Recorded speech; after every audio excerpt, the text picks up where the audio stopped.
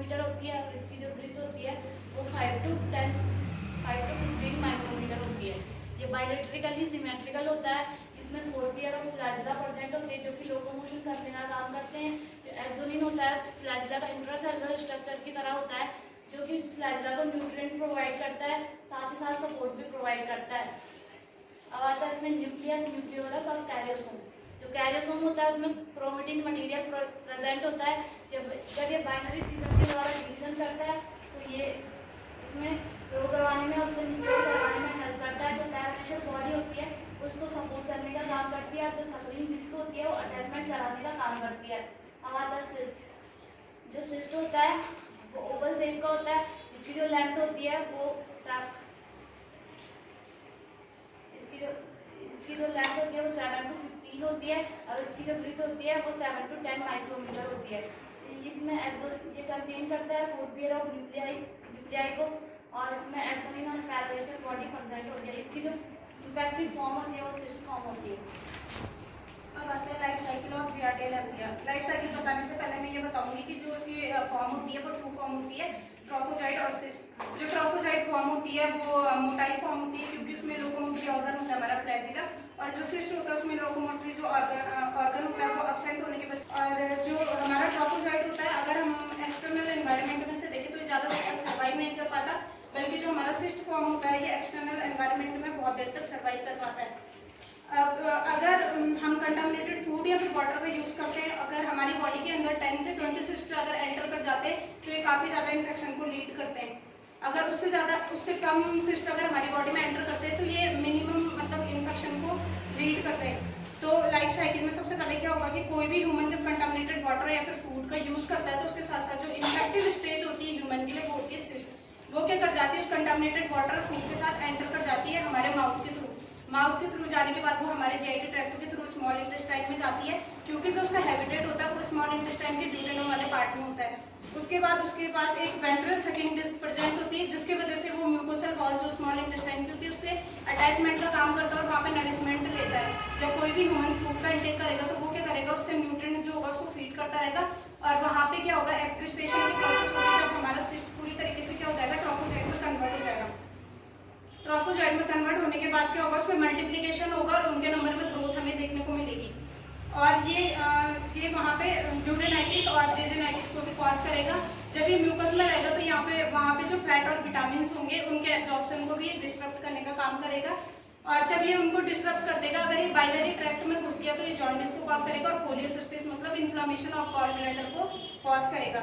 उसके बाद जो इसमें लोकोमोशन के लिए फ्लैजिला प्रेजेंट होते हैं उससे ये धीरे धीरे हमारे लार्ज इंटेस्टाइन में जाएगा। लार्ज इंटेस्टाइन में जाने के बाद क्या होगा वहाँ पे फिर इंसिस्टेशन की प्रोसेस चलेगी। इंसिस्टेशन की प्रोसेस उसे बोलते हैं जब हमारा ट्रोफोजाइट फिर कन्वर्ट हो जाएगा सिस्ट में। कैसे? क्योंकि जो उसको सिस्ट होगा जो हमारा ट्रोफोजाइट होगा उसको अनफेवरेबल कंडीशन मिल जाएगी जिसकी वजह से जो फ्लैजिला होंगे वो रेस्ट्रिक्ट होने लग जाएंगे और उसके बाहर एक थिक सिस्ट वॉल बनने लग जाएगी।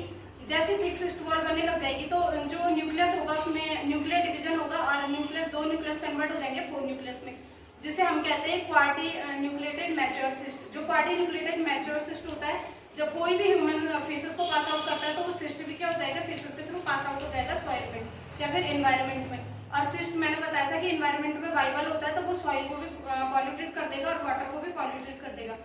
अब कोई भी हेल्थी इंडिविजुअल जब फिर कंटामिनेटेड वाटर का यूज करेगा तो वो सिस्ट फॉर्म दोबारा उसकी बॉडी में एंटर हो जाएगी और ऐसी ये लाइफ साइकिल चलती रहेगी। सबसे पहले पैथोजेनिसिटी मतलब होता है कि जब जीआरडी हमारी बॉडी में एंटर करता है तो इसकी वजह से कौन कौन सी डिजीज कॉज होती है। सबसे पहले प्राइमरी एसोसिएट होता है हमारे स्मॉल इंटेस्टाइन में या हमारे स्मॉल इंटेस्टाइन में तभी डिजीज को कॉज करेगा जब किसी भी एनिमल या ह्यूमन के स्मॉल इंटेस्टाइन में प्रेजेंट होता है। जो इसकी ट्रोफोजोल स्टेज होती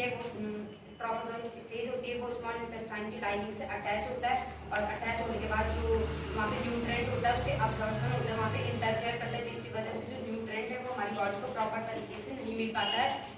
जो पैथोजेनिसिटी जीआरडी की पैथोजेनिसिटी है इसको 3 स्टेज में डिवाइड किया। सबसे पहले आता है अटैचमेंट एंड टेरेज। इसमें आता है जो ट्रोफोजोइड स्टेज होती है वो स्मॉल इंटेस्टाइन की जो माइक्रोबियल स्मॉल इंटेस्टाइन जो माइक्रोबियल होता है उसमें अटैच होती है। माइक्रोबियल का काम क्या होता है कि ये वहाँ पे सरफेस एरिया होता है उसको करने का काम कर रहा है ताकि जो स्मॉल इंटेस्टाइन में वहाँ पे न्यूट्रिएंट का अब्जॉर्प्शन सही प्रॉपर तरीके से हो पाए, न्यूट्रिएंट का अब्जॉर्प्शन प्रॉपर तरीके से हो पाए। अगर वहाँ पे हमें न्यूट्रिएंट नहीं मिल पाएगा तो उससे हमारे स्मॉल इंटेस्टाइन में प्रॉब्लम आ सकती है।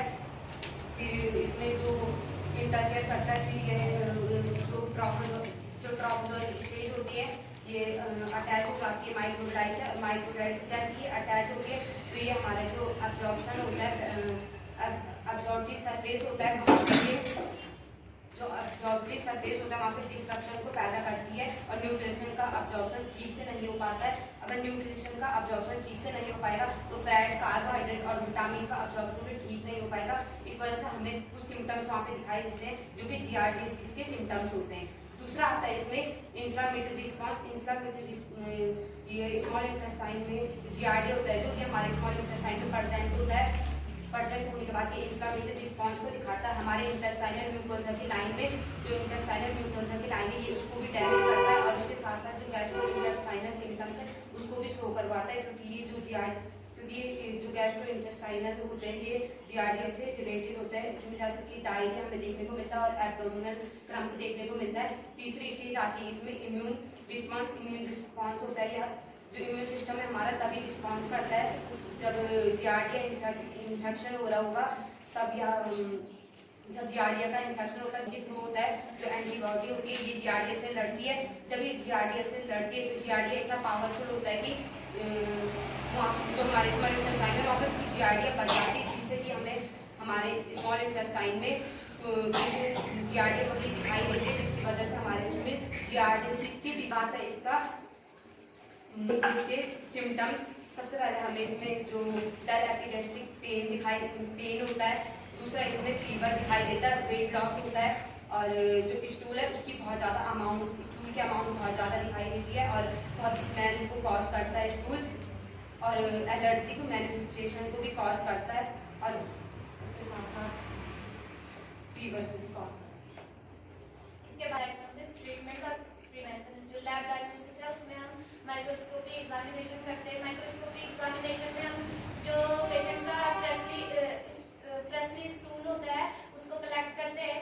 जो पेशेंट जब पेशेंट स्टूल सैंपल देने आता है तो हम उसे एक मेडिसिन दी जाती है परगेटिव। जो मेडिसिन होती है वो इसलिए दी जाती है कि कभी कभी कुछ पेशेंट का खाना खाने के बाद जो डाइजेशन है वो जल्दी से स्टूल पास आउट नहीं होता है। जो मेडिसिन होती है वो हेल्प करवाती है स्टूल को पास आउट करवाने में। देन उसके बाद हम उसे बेड प्रिपरेशन करते हैं। उसके बाद हम बेड प्रिपरेशन करते हैं स्लाइन या आयोडीन में। जो स्लाइन में हमें अगर हम स्लाइन में प्रिपरेशन करते तो हमें ट्रोफोजोइड फॉर्म शो होती है और आयोडीन में हमें उसकी सिस्ट फॉर्म शो होती है। फिर आता है एंटीरियर टेस्ट। एंटीरियर टेस्ट में हम जो जेलेटिन कैप्सूल होता है उसका यूज़ करते हैं। जो जेलेटिन कैप्सूल होती है उसको हम पेशेंट से सॉल्व करने को बोलते हैं। उसमें एक नायलॉन का जो थ्रेड होता है वो अटैच होता है और जो कैप्सूल होता है उसको हम स्टमक के थ्रू ड्यूडेनियम तक पास करवाते हैं। जो कैप्सूल होती है वो डिजॉल्व हो जाती है और जो उसका थ्रेड होता है उसको हम सॉल्व कराने के बाद 2 से 4 घंटे बाद उसको हम स्टमक से बाहर निकालते हैं। तो स्टमक से बाहर निकालने के बाद हम उसे स्लाइन में मैकेनिकल शेकर में शेक करते हैं। देन उसके बाद हम उसे अंडर माइक्रोस्कोप एग्जामिन करते हैं। फिर आता है एंटीजन डिटेक्शन। इसमें हम एंटीजन डिटेक्शन हम फ्लूरोसेंट माइक्रोस्कोप में कर सकते हैं मोनोक्लोनल एंटीबॉडी और एलाइजा का यूज करके। जो एंटीबॉडी डिटेक्शन है उसमें हम सीरम का पेशेंट के सीरम से एलाइजा के थ्रू उसको डिटेक्ट कर सकते हैं। देन उसके बाद आता है डीएनए मेथड, यानी कि डीएनए मेथड में हम PCR से हम जो पैरासाइटिक जीनोम होते हैं उसको डिटेक्ट कर सकते हैं। उसके बाद आता है कल्चर। हम ऑक्सीजन मेथड से उसे कल्टिवेट करवा सकते हैं। जो कल्चर है वो